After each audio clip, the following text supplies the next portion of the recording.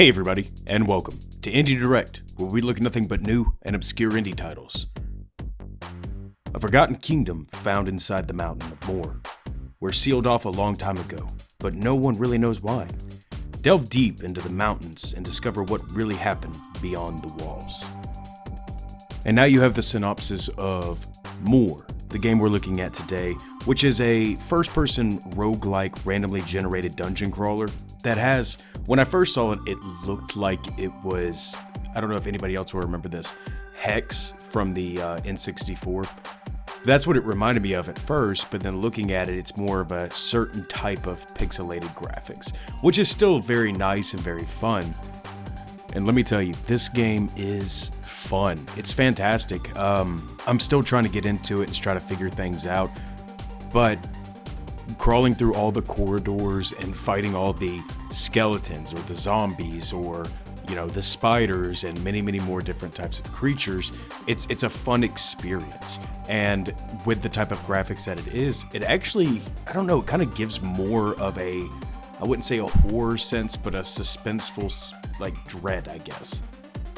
But onto the gameplay. Basically, from exactly what I said, it's a roguelike, randomly generated game. So you're going to be getting in, you're going to start off with a very basic set of weapons, and you can also talk to the shop dealer who will actually give you a whole bunch of different items that you can look at, but I'm pretty sure you're going to be making a lot of in and outs of the dungeon, trying to keep yourself leveled up. But when I first got in, I'm assuming I actually got lucky. I ended up with a very good jeweled crest hammer, which did 40 damage, and took a lot of the people on that first room, or first level, I guess, out without much of a problem. So it made it easy for me. But once I got to the second level and a little bit further into the first one also, I found swords, spears, each one having its own different characteristics of attack.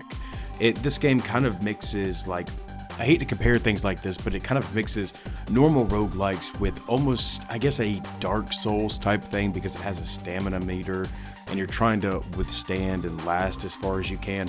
And some of the enemies that'll come at you hit you immediately. It's like you open the door, spiders come at you, and you've already been injured. So it's a really tactile game to where you're trying to think of where to move forward and when to move forward and what doors to open and what doors not to open. And the combat, just like I said before, you do have a stamina meter, but also you actually have to kind of, I don't know, charge your attack. You have to pull it back, and, you know, depending on what weapon you have. With the dagger, it seems like it's maybe a second and a half. With the swords, it seems to be maybe 2, and then of course with the giant hammers, it seems to be that you take probably, I don't know, maybe 4 seconds to charge up. There could be a shorter time to it, I'm not quite sure. But each weapon acts differently, even though it is a very, I guess you could say, basic looking game. I wouldn't even say basic looking, but very rudimentary looking game, I guess. But searching around the dungeon, you're going to find multiple weapons, you're going to find multiple enemies, and you're going to find multiple items. But I mean, I don't know what it is. This is actually a very enjoyable roguelike game. It's wonderful to see a lot of these indie developers coming out with these roguelikes that actually have a lot of substance, and they're making them unique in their art styles or the way that they're trying to portray these things. So yeah, I would definitely highly recommend this game. I mean, I've never been a roguelike fan, but the ones that I've been playing recently have started to turn me into that roguelike person, to where I'm wanting to keep an eye out and see what I can find for them.